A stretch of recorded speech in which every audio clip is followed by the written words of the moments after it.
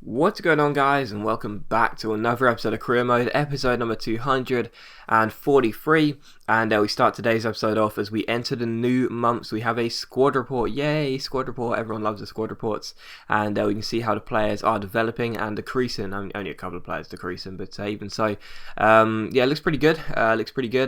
Pretty pleased. I know quite a few of you have been giving me some transfer targets and saying, why didn't you sign this player? Why didn't you sign that player?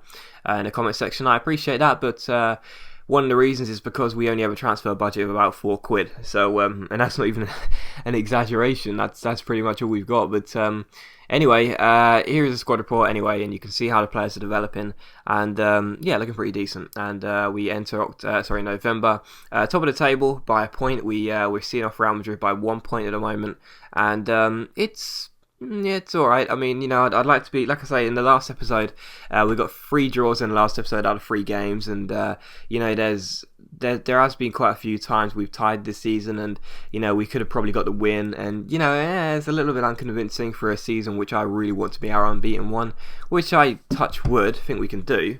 I mean, we definitely got the team now, and, I'm feeling pretty confident, but even so, it's like, we're just a little bit unconvincing for a team that should go unbeaten for the season if we can.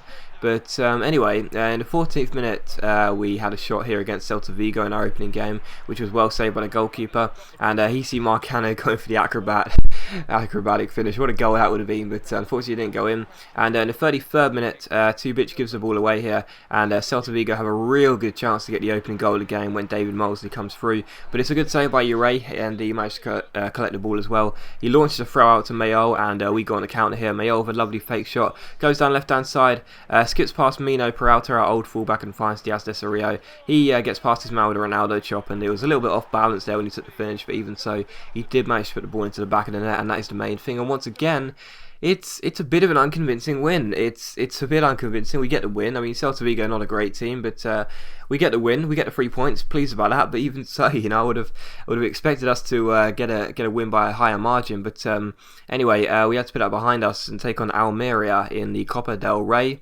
We of course rest all our players for this tournament, and Almeria with what looks like the Bradford City away kit or home kit possibly. I can't remember. I'm just too tired and I'm too sick, as you can probably tell. But anyway, we take on Almeria here.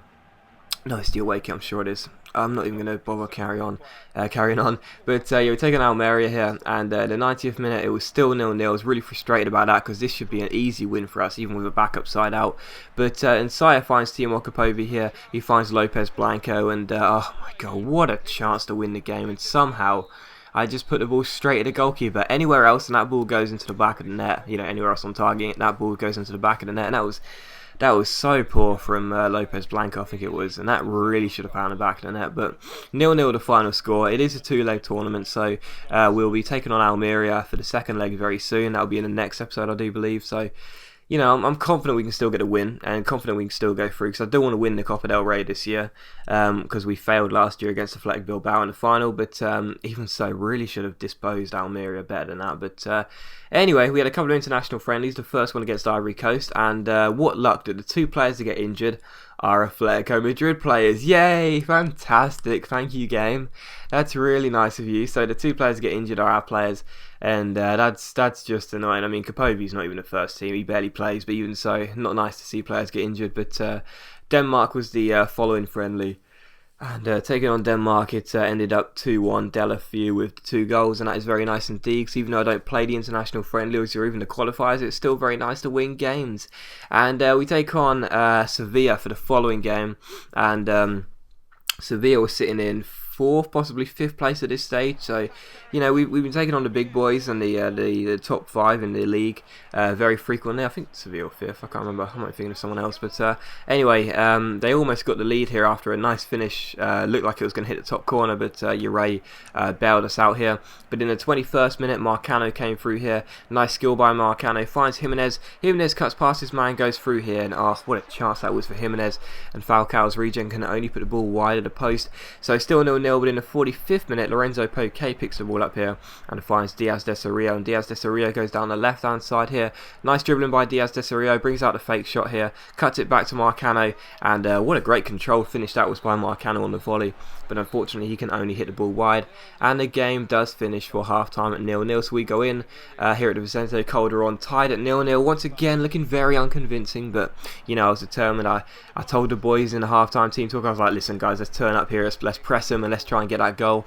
And well, when Lorenzo Poke did just press and get the ball here, I know there was a great chance on for us. And yeah, it was a bit of a sweat goal really. I mean, when you're sweating against a computer, you know you're not a very good player. But even so, Diaz Desario makes the finish, and yeah, it was easy as you like. But yeah, it was a very good finish there after a nice break on. But in the 77th minute, we came through once again. Leon Brito down the right-hand side here. Lovely cross in by our fullback. And how about this for Diaz Desario? That is absolutely fantastic. Trouser man with a lovely spin and turn there. And yeah, just like a 180 finish. That was absolutely fantastic, and that made it 2-0. So 2-0 at this stage, and in the 90th minute here, Sevilla tried to come through. Leandro Fernandez down the left hand side here, cuts it back, and a real good chance for Sevilla to get themselves a goal back, but Ure bails us out once again, and the game finishes 2-0. So 2 for Trouserman in an 8-minute spell, and we collect the 3 points here. Again, unconvincing first half, but a very convincing second half, and that is always nice, and the 3 points, of course, is the most essential. Excuse me. So, very pleased to get the 2-0 win here. And, oh god, I do apologise guys, if you can tell by my voice, I'm just so sick and so tired at the moment, and I cannot wait to get back to bed. But anyway, yeah, Ajax was the following game here in the group of death, and as you've been seeing, it's been very, very tight, it really has. But taking on Ajax, who were sitting top of the table at this stage, I was like, we just cannot lose this game, because you know, with Dortmund and Juventus just behind us, you know, this group can really go anyway. And in the 9th minute, well, we did get off to a worse start, and it was Janssen with the goal. Ure just couldn't keep the ball out there, and Ajax had the lead here. So 1-0 to Ajax, and in the 10th minute, they came through once again here. Fischer picking the ball up, playing the ball out wide to Janssen, the goal scorer. Fischer gets it again, plays it through to Janssen. Ajax just so hard to stop. The passing was perfect, and Christian Eriksen made it 2-0 to Ajax. So they had a 2-goal cushion, and we had barely even played 15 minutes. But in the 17th minute, Luca Rossi came forward here, skipped past his man with a nice shimmy, goes down the right hand side, and just near post OPs that past the goalkeeper, not taking any chances. 2-1 here, and the lead was cut down to 1. But in the 29th minute, Ajax came through here, and what a chance for them. But Ure with an absolutely incredible save from close range, bailing us out. Absolutely fantastic. Love this guy on one-on-ones, and he makes a great save. So still 2-1 here, and in the 30th minute, Ajax didn't make the most of their corner, but they managed to keep hold of the ball and take a shot. Quintero got the block in though, and Diaz Desario found Inside, and Inside chipped it over the top. Mayoral got the better of Van Rijn here, down the centre, rounded the goalkeeper, and just poked the ball into the empty net, and Mayoral made it 2-2. So the comeback was complete. That was fantastic news for us, and it was 2-2 here. But as we were holding on for half time, it just wasn't going to come, because Christian Eriksen got played through once again, and this guy's just so composed in front of goal, and Eriksen makes it 3 to Ajax. And just before half time, once again, literally straight from kickoff, Fischer gets the ball here, keeps going down the centre here, plays it back to Anderson, who plays it back inside,